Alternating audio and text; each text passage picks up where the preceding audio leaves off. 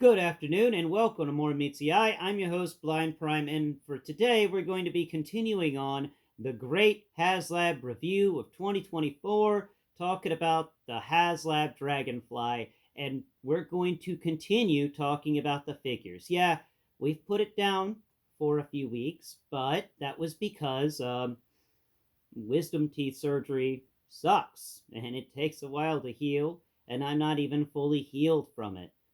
There's still my healing journey from that surgery is still ongoing, but I figured 3 weeks was long enough for a pause, a hiatus. Let's come back and let's finish up this dragonfly so I could put it on a shelf and make it look nice. So for today, we will be covering Ripcord from Nightforce.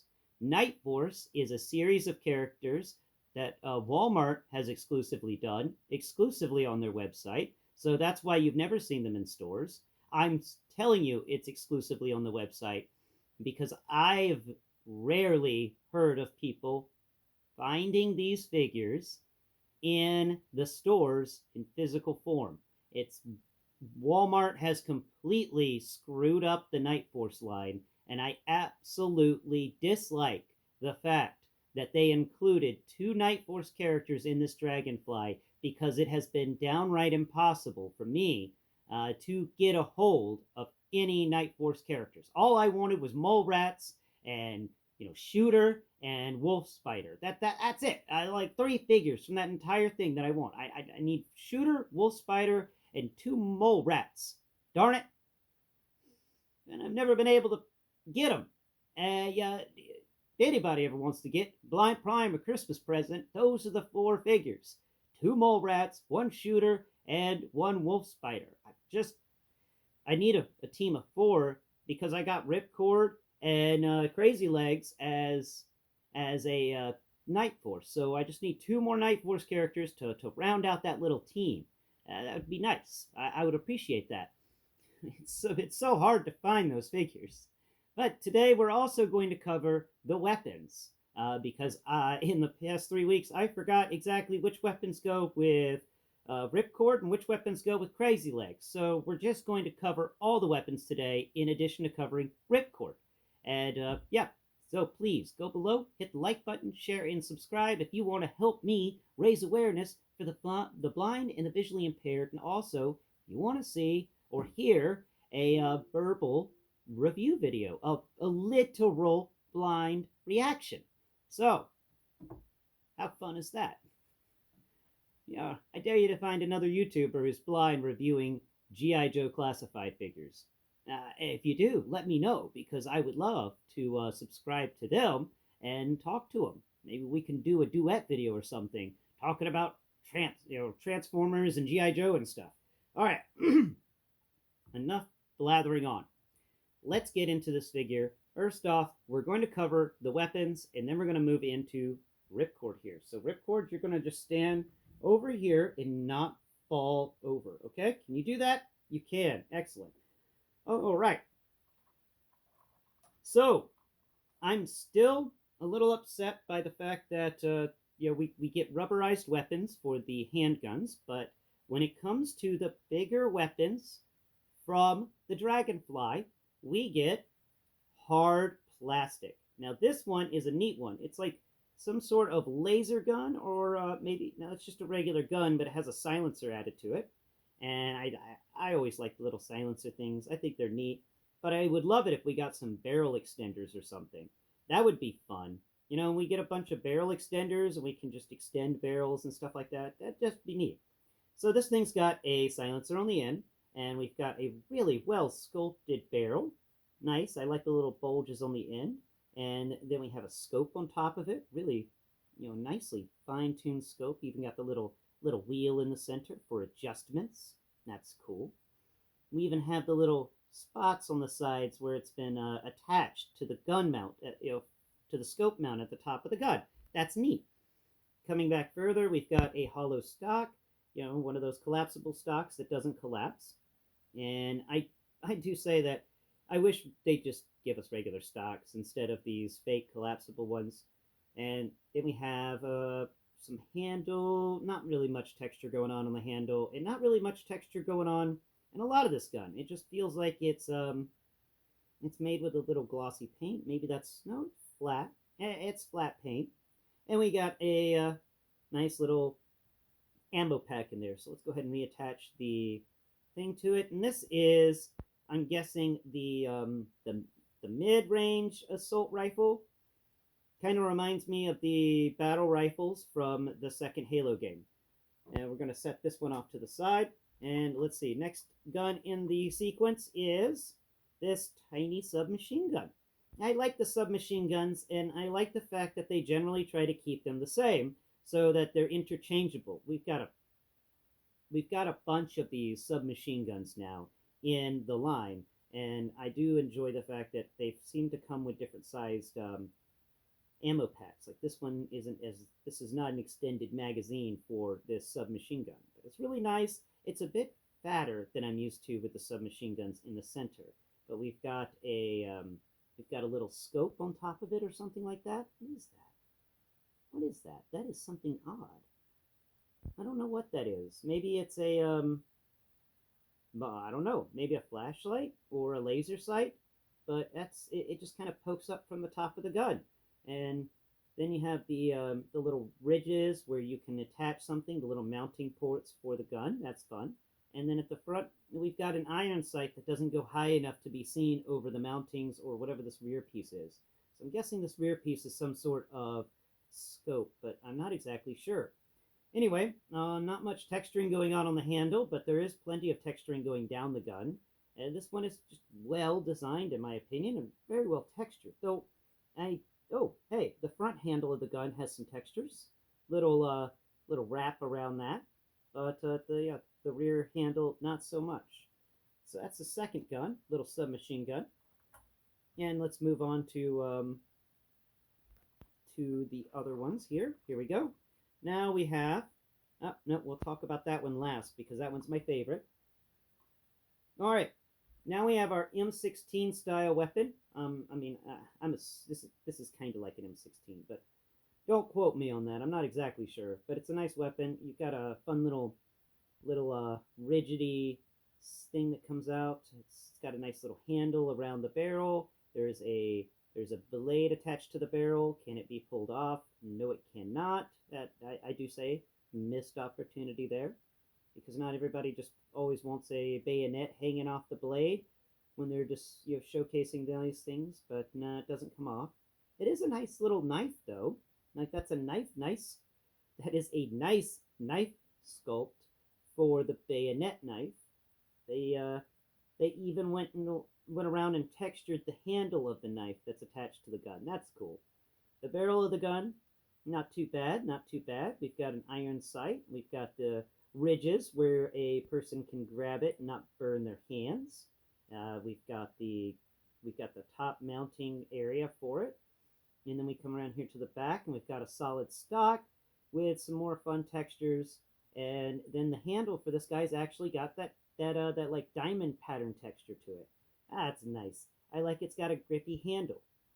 That's cool. And then the ammo pack does come out, and this one's a bit of a longer ammo pack, but not like a banana pack that you would expect to see in an M16. Maybe this isn't an M16? I think it is. It feels like an M16, but I could be wrong. Anyway, that's the bigger assault rifle with bayonet. And finally, my favorite weapon that we get in this is this little submachine gun with extended clip. Oh, this one's got an insane extended clip. And this one is a smaller submachine gun than the other submachine gun. Where the other submachine gun, I would imagine, fires 9mm rounds. This one, I'm imagining, fires like, 5mm rounds or 4mm rounds. Like tiny little bullets. And it fires a lot of tiny little bullets. And this one is my favorite because it actually has a collapsing stock. Yes, they finally gave us a collapsing stock. Thank you, G.I. Joe team, for thinking about us and deciding, wouldn't it be fun to introduce a new weapon? And the new weapon is something with a collapsible stock. and I appreciate that. I hope we see more of this weapon mold in the future with its fun little collapsing stock. Now, the textures on this thing are very well done. Yeah, I mean, I think this one is the most textured weapon out of the group. This seems to be somebody's pet project because it is just covered in textures in different types of paint that give it another type of texture. Ah, it is it's an experience for the fingertips. That's what it is. The only negative to this gun is this hinge on the side, and I wish they had figured out a better way to do it. Maybe if they had made the gun just slightly thicker, they could have put one of those interior hinges that we see sometimes with the female figures for that second elbow joint. If they had figured out how to get something like that in here, I think that would have also worked out pretty well. But hinge aside, this is a very well sculpted gun. This is the most sculpted gun, in my opinion.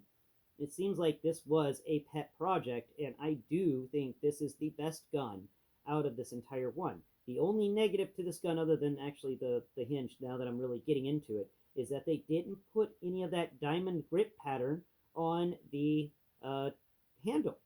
The yeah, that the gun handle. That's a bit weird. So that seems to be yeah, they ran out of texturing time, I guess. I don't know, but that is the only, that and the hinge. There's just not texturing on the handle, but that the hinge is really cool, and that opens your characters up for many different ways of display. So I think that is just cool. That is just really really cool. So those are the weapons. Now let's get into Ripcord, and I'll talk about the biggest accessory that he has with him, which is um, this little backpack for his parachute, and it's the same as the halo jumper that we got from Retro. I mean, everything about this thing is exactly the same as that. Maybe it's a different color, I don't know, but the back of it opens up to reveal no parachute. No parachute at all. Now, that's a negative, in my opinion. I wish they had put a parachute there, and I'm sad that they didn't. But it's okay because, it just gave me a chance to have an interior story about the Dragonfly. And, maybe Ripcord has been messing with Crazy Legs too often, because Crazy Legs is the one that comes with the red cap, the red, he's the guy that packs the parachute, but there's no parachute. So what did Ripcord do to Crazy Legs to make Crazy Legs pass Ripcord an empty bag and tell him it had a parachute in it? Yeah, you can go up there with this parachute bag. What did Ripcord lose a bet? Did Ripcord do something to Crazy Legs' wife? I don't know, but I know that Crazy Legs was supposed to put a parachute in this bag, and Crazy Legs did not put a parachute in this bag. So something happened there, and Ripcord's going to learn the hard way that he shouldn't have screwed around with Crazy Legs, because he's about to find out. So that's my little interior story on why Ripcord doesn't have a parachute in his bag. So let's get to Ripcord here. Almost dropped you, almost knocked you over. But today, I hope we don't knock anything over. That would be a fun day. Okay, so let's get to him. Now, another piece of, another thing that he did come with as well was he came with an additional pair of goggles that you could put around his neck. But I put those around Crazy Legs' neck, so we'll talk about those goggles on Crazy Legs Day, because these four guys just kind of mesh together. So let's pull all of his accessories off and talk about them independently. First off, we'll talk about the Halo jumper mask that he has. I do like it. I do enjoy the fact that he gets one like this, and it can be easily pulled off from the corner of his face mask, just like the Retro Halo jumper. And then we can pull it off the other side. It's got little grasper hands, so you can actually just kind of have one side of it open, and he doesn't need the other side of it to be sorry. You can open one side, but he doesn't need both sides open. Now that we got them both open, though, we can come down here and pull off the oxygen tank thing from his. Oh, we can't pull that off because that's attached to his. That's attached to his side. That isn't actually a piece that you can pull off, and that's the first negative. I think that Ripcord here has got some negatives to it. That's for sure. So, and we'll get to them in time. First off, let's talk about this. So this is the hose. Very nice hose. They've been doing good with their little hoses, and very well textured, and it's kind of fun. And then we come here to the mask that goes over his face, and yeah, it's got the little gripper arms on either side, so that attaches to the helmet. We've got some nice little rebreather textures happening around the edges of it. That's kind of cool. I love that these face masks, they just remind me of the dentist all the time, because it's similar to that thing the dentist puts on you, but not quite. Now, we're going to set that off to the side with his backpack and talk about his helmet now. We got to pull his helmet off, pull his helmet off his head, and he's got hair underneath and goggles. So, this helmet, you can it's got articulation. You can move the blast shield up and down, and it's got some antennae on the side for connectivity. Seems like that's what this little thing is wrapped around the helmet. Maybe it's wrapped around to try and improve its ability to reach other people, but not too bad. Some little fun textures in there. It's not too squishy. It's a pretty solid little helmet, and it's even got a crest at the forehead area. I can't tell you what's in that crest, but it's got a little crest there. That's cool. Setting the helmet off to the side. Now let's talk about the eyeglasses here. He's got a pair of goggles on that go over his face. Not too bad. You can easily just peel those off with our thumbnail. And they're the typical goggles that we've seen with characters like the Classified Hawk. And now that we've got everything removed from his face, nothing on your face. We've got we'll talk about that stuff later. Coming down here, he doesn't have a knife, I don't think. But, I did forget to pull Crazy Legs' knife out of the box, and I got to get that. But on his side, he does have a pistol. The pistol is rubberized because Hasbro can't not do a rubberized pistol. Excuse me. Now, moving on over here, we've got some other textures. So I think that's all of his accessories. It is. So let's get into the review of this guy. We cover him from feet to head.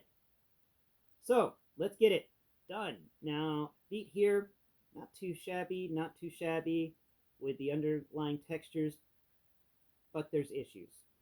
And we're about to get into those. So, top of the feet, really well textured, but they feel too new. These boots feel too new. There's nothing, no wrinkles or anything like that. This guy's wearing brand new boots. He hasn't even broken them in yet, and that's just wild to me. So, moving up here, great pants textures going on. He's got double jointed knees, I believe. Yes, he does.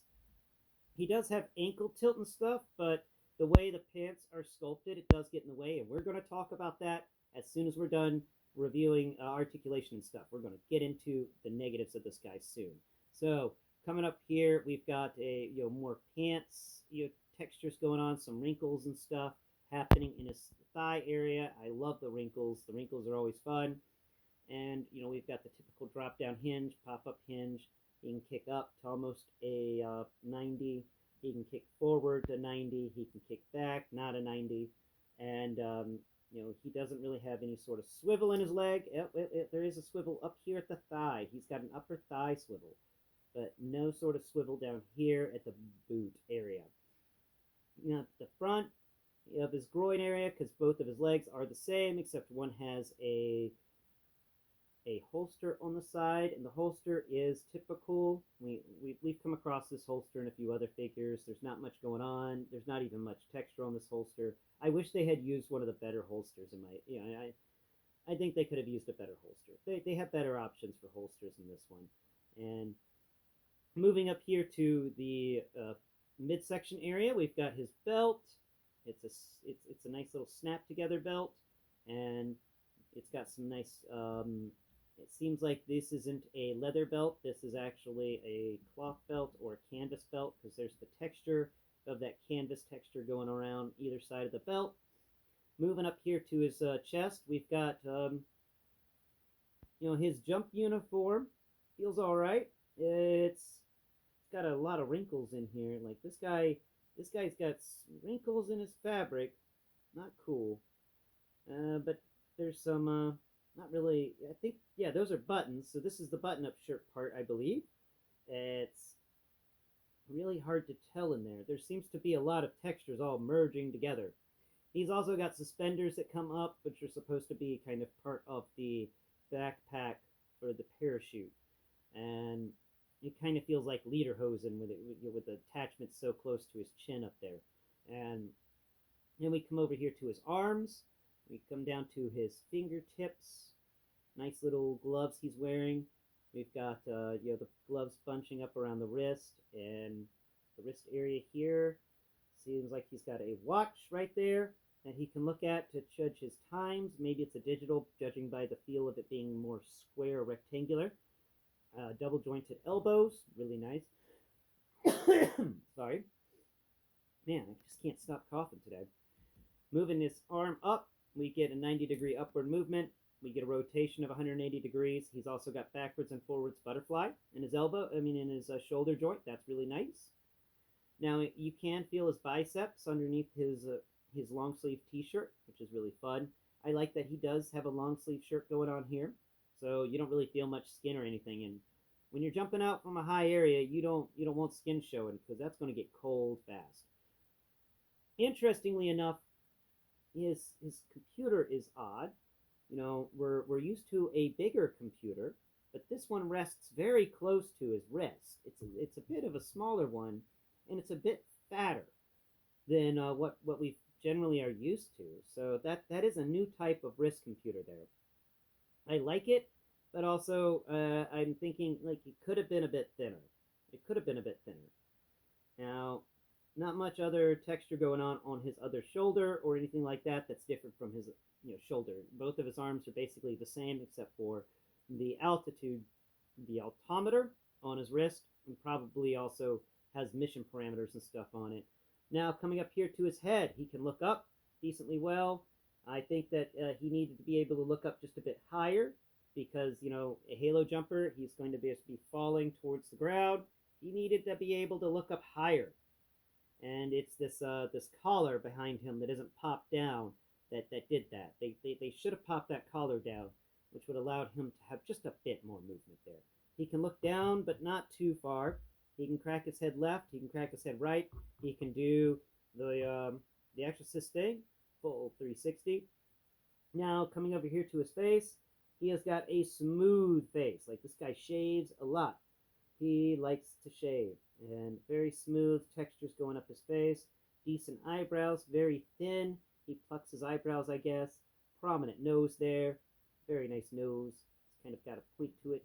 And then we come up here to his hair, and his hair is just very, very thin. I mean, or at least it's cut very short. It's almost razor edged. If you've ever cut your hair really short and it's got that razor feel to it, yeah, that's kind of what his hair's got. It's got that short buzz cut feel. That's it, buzz cut. He's got a buzz cut, or at least what feels like a buzz cut, though it does feel like he left maybe a bit of cowlick at the front. All right, so that's all the textures and the articulation for this guy, except for he can bend at the waist, and he does have a. Do you have a ball joint? He does. He's got a ball joint, but not a very big one, so he can wiggle around, and he's got a nice little ratchet in the core. Okay, so that's him. I'd say decent figure when it comes to the articulation, but we've come to expect that from G.I. Joe. You mention it when the articulation's not good because the G.I. Joe classified figures are so good. So my biggest negatives on this character is that rubber gun, and then you come down here and you get no parachute. That's number 2. But the biggest problem is an overlook. Now, the only parachutists that do not tuck their pants into their boots are the ones who have not earned the right to call themselves parachutists yet. And at boot camp, they can't tuck their pants into their boots because only parachuters can do that. And they're not parachuters, they're training. So why is he training to be a parachutist? Because his pants are not tucked into his boots. His pants should be tucked into his boots. That is my biggest pet peeve with this figure. Always tuck the pants into the boots. I love it when they do that. I don't know why. They found purpose to do this. They could have done this with Crazy Legs. They could have given Crazy Legs these pants. Instead, they gave Crazy Legs pants tucked into his boots. I don't know what was wrong. I don't know what happened there. I don't know why Crazy Legs got Ripcord's pants, but that's what I'm thinking happened. Because maybe that's why Crazy Legs didn't pack the parachute. Because seriously, Ripcord, how are you going to go on a halo jump and not tuck your pants into your boots? It doesn't make a lick of sense to me. So, that's why I'm going to grade Ripcord as the lowest on the totem pole for these figures that came out with the Dragonfly. He is my least favorite of the bunch. I was hoping that he'd be my most favorite. But honestly, those legs really mess with me, man. They really mess with me hardcore. So he gets 7 out of 10. I know I'm taking some major pointage off for those pants not being tucked into his boots. But seriously, that is a write-up. That is a reprimand. And also, why would you want to do that? It is really cold. You'd want to tuck your pants into your boots when you're up that high. Thank you all so much for watching today's video. I hope you've enjoyed it. I hope you've enjoyed a blind man going over an action figure. And I hope you've liked, shared, and subscribed. Leave a comment below. Tell me what has been your favorite figure from the G.I. Joe Classified Series Haslab line. Dragonfly. Oh, nuts. My zapper just went. So I guess you're going to get a tour of my studio while I'm trying to shut the camera off. Oh, studio tour. Okay, let's see. Nope. There it is. Have a great day.